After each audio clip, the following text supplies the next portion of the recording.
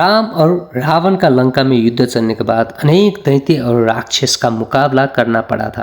राम और लक्ष्मण का वानर सेना और स्वयं ने। इसी दौरान एक बार दशानंद का पुत्र अधिकाय भी युद्ध का रणभूमि में युद्ध करने के लिए आ पहुंचा। राम का अति प्रिय बाली पुत्र अंगद उसका सामना करने के लिए युद्ध कर बैठा था, लेकिन अधिकाय को कोई शस्त्र का असर छू भी नहीं सकता था, क्योंकि उसका वध ब्रह्मास्त्र द्वारा ही हो सकता था। उसका कवच अजय था।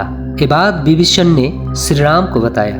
लक्ष्मण ने यह संदेश सुनकर श्री राम जी को तुरंत कहा ब्रह्मास्त्र का आवाहन करने के लिए, लेकिन जितना शक्ति ब्रह्मास्त्र का है वो राक्षस का तो विनाश हो जाता था, साथ साथ विश्व में प्रलय भी ले सकता था। इसका असर समस्त निर्दोष जीव और मानव में भी हो सकता था। ये बात सुनकर हनुमान आकर राम जी को आज्ञा लेंगे कि युद्ध करने के लिए। यदि हनुमान चाहे तो उस राक्षस को एक ही झटके में वध कर सकते थे, क्योंकि हनुमान जी को अष्ट सिद्धि प्राप्त था।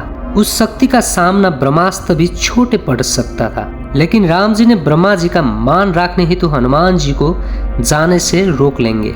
आखिर वध तो करना ही था उस विध्वंसी को, इसलिए हनुमान जी ने अपना पिता वायुदेव को आह्वान किया और राम जी ने ब्रह्मास्त्र का प्रहार से जो विनाश का ताप निकलता है उस ताप का नियंत्रण करने के लिए आज्ञा दिया, क्योंकि राक्षस का वध का कारण कोई भी निर्दोष का असर ना होना चाहिए था। लक्ष्मण ने अपना भैया राम जी से आज्ञा लेकर ब्रह्मास्त्र का आह्वान करके अधिकाय पर प्रहार किया।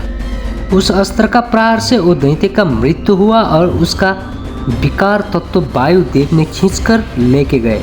ये पूरा घटना दशानंद रावण देख रहा था। अपना शक्तिमान पुत्र मेघनाथ निकुंभला देवी को घोर तपस्या कर रहा था, शक्तिशाली शक्ति अस्त्र प्राप्त करने के लिए। घोर प्रार्थना करने के बाद भी प्रसन्न ना देखकर अपना शीश काटने वाला था मेघनाथ। उसी वक्त देवी उत्पन्न होकर वरदान मांगने के लिए आज्ञा दिया। देवी ने मेघनाथ ने शक्ति अस्त्र का मांग किया। देवी ने वरदान भी दिया, लेकिन वो अस्त्र एक ही बार कर सकते हो, जो एक ही बार पश्चात वो अस्त्र लौटकर नहीं आएगा, लेकिन तुम जिसको प्रहार करेंगे वो लक्ष्य नहीं छोड़ेगा।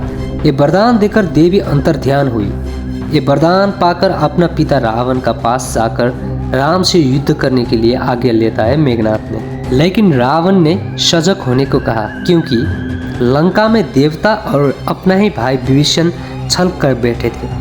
थोड़ा सजग होना चाहिए। एक एक कर ये एपिसोड समाप्त होता है। कल का एपिसोड में क्या होने वाला है मैं कल रिव्यू लेकर अवश्य आऊँगा। वीडियो पसंद आए तो लाइक सब्सक्राइब जरूर करना। कमेंट में जय श्री राम अवश्य लिखना। जय श्री राम।